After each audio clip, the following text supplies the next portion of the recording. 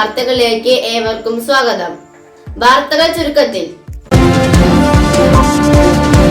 കടമ്പഴിപ്പുറത്ത് അവിരാമ സ്നേഹസംഗമം സംഘടിപ്പിച്ചു.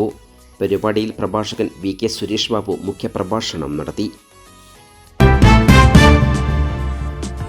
കടമ്പഴിപ്പുറം സ്കൂളിൽ ഒരുമിച്ച് പഠിച്ച് സഹപാഠികൾ സർക്കാർ സേവനത്തിൽ നിന്നും വിരമിച്ചതിനു ശേഷം ആദ്യ പരിപാടിയായി ഗതകാല സ്മരണകൾ അയവിറക്കിക്കൊണ്ട് പഴയ സ്കൂളിൽ ഒത്തുകൂടി.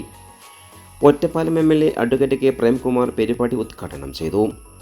നാരായണൻ മൂസത്ത് അധ്യക്ഷത വഹിച്ചു. 79 വർഷം പൂർത്തിയാക്കിയ കടമ്പഴിപ്പുറം ഹൈസ്കൂളിൽ നിന്നും 1983 ബാച്ചിൽ പഠിച്ചിറങ്ങിയ 20 പേർ ഈ വർഷം മെയ് 31 സർക്കാർ സർവീസിൽ നിന്നും വിരമിച്ചതോടനുബന്ധിച്ച് 983 ബാച്ചിൽ പഠിച്ചവരുടെയും അവരുടെ കുടുംബാംഗങ്ങളുടെയും അന്ന് പഠിപ്പിച്ച ഗുരുനാഥന്മാരുടെയും നിലവിലുള്ള സ്കൂൾ സ്റ്റാഫ് അംഗങ്ങൾ, സാമൂഹ്യ സംസ്കാരരംഗത്തുള്ള വ്യക്തിത്വങ്ങൾ എന്നിവരെ ഉൾക്കൊള്ളിച്ചുകൊണ്ടാണ് അവിരാമ സ്നേഹസംഗമം സംഘടിപ്പിച്ചത്. പ്രഭാഷകനായ വി.കെ. സുരേഷ് ബാബുവിൻ്റെ പ്രഭാഷണത്തിൻ്റെ മാന്ത്രിക സ്പർശം ഏറ്റുകൊണ്ട് ആടിയും പാടിയും സന്തോഷം പങ്കുവെച്ചും മധുരം നുകർന്നു. തുടർന്ന് സഹപാഠികൾ ഓർമ്മകൾ പങ്കുവച്ചു.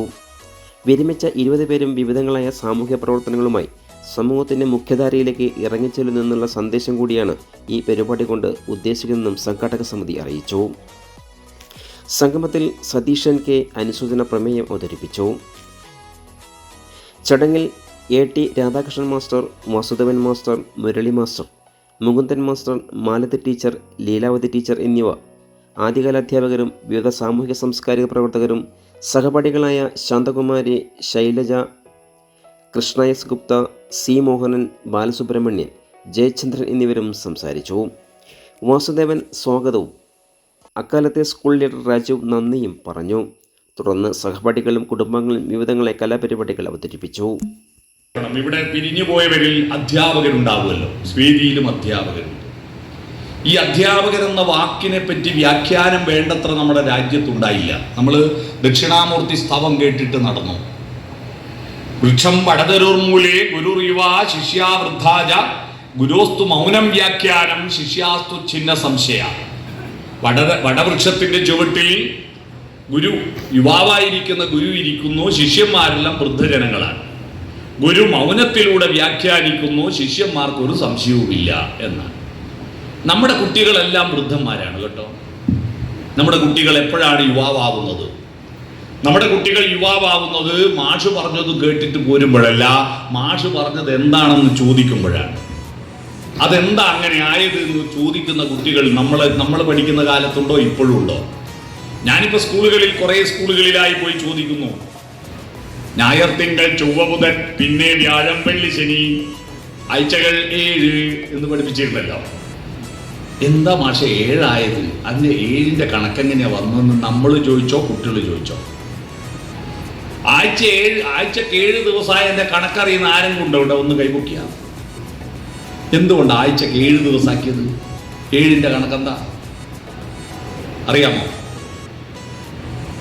അറിയില്ല, നമ്മളാരും ചോദിച്ചിട്ടില്ല. മണിക്കൂറിന് 60 മിനിറ്റാണ്. ആ 60ന്റെ കണക്കെന്താ?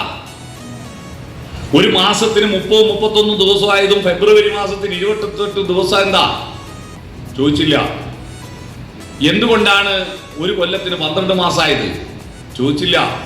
എന്തുകൊണ്ടാണ് ഒരു മണിക്കൂറിൽ 24 മണിക്കൂറായത്? ചോദിച്ചില്ല. അധ്യാപകര് പറയുന്നതും കേട്ടിട്ട് വിദ്യാർത്ഥികൾ സഞ്ചരിച്ചിരുന്നുവെങ്കിൽ ലോകം തുടങ്ങിയെടുത്ത് നോക്കും. അങ്ങനെയുള്ള കുട്ടികളെ സൃഷ്ടിക്കലല്ല അധ്യാപകരുടെ പണി. അധ്യാപകരുടെ പണി അധിവ്യാപനം നടത്താൻ കുട്ടിയെ പ്രേരിപ്പിക്കുമ്പോഴാണ് അധ്യാപകരുണ്ടാകുന്നത്. അധിവ്യാപനം. അതുകൊണ്ട് നിങ്ങൾ വീണ്ടും 1ാം ക്ലാസ്സിൽ വന്നിരിക്കുകയാണെന്ന് വിചാരിക്കുക, അല്ലെ +1ൽ വന്ന് ചേർന്നിരിക്കുകയാണെന്ന് വിചാരിക്കുക. നിങ്ങൾ ഇന്നു മുതൽ ഈ സംഗമം നടത്തി പിരിഞ്ഞു പോകുമ്പോൾ നിങ്ങൾ അധിവ്യാപനം നടത്തണം. എന്താ ഈ അധി പ്ലസ്? അധി എന്ന് പറഞ്ഞാൽ പ്ലസ്. 2024 അധിവർഷം എന്ന് പറയുന്നത് എന്തുകൊണ്ടാ? ഫെബ്രുവരി മാസം 28-ന് പകരം 29 ദിവസമുണ്ട്. അതുകൊണ്ട് 365 അല്ല 366 ദിവസമുണ്ട്. ഒരു പ്ലസ് ആ ഒരു ദിവസമുണ്ട്. അതുകൊണ്ടാണ് അധിവർഷം. അധി എന്ന് പറഞ്ഞാൽ പ്ലസ് ആണ്. യാവനം യാത്ര ചെയ്യുക, കാലയാപനം നടത്തുക എന്ന് പറഞ്ഞിട്ടില്ലേ?